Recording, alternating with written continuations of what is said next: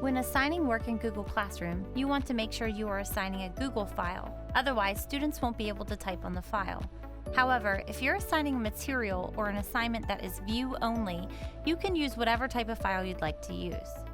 To make life easier for yourself, you can quickly and easily set up your Google Drive to convert any file you bring in into a Google file. For example, if you have a Word document, it will convert it to a Google Doc. If you have a PowerPoint, it will convert to a Google Slides. And if you have an Excel sheet, it will be converted to Google Sheets. To begin, go to your Google Drive. You can do this by clicking on the 9 little dots on the top right-hand side in Google Classroom. This is commonly referred to as the waffle. Select Drive. You are now inside your drive. Click on the wheel on the top right-hand side and select Settings. Make sure to check the box next to Convert Uploads.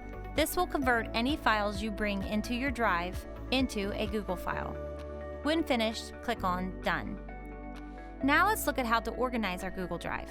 Click on the New button. It's the rainbow plus sign on the top left-hand side. Choose Folder. You have now created a folder in which you can bring documents in. Double-click on your new folder. You are now inside that folder. Go back to the New button and choose File Upload.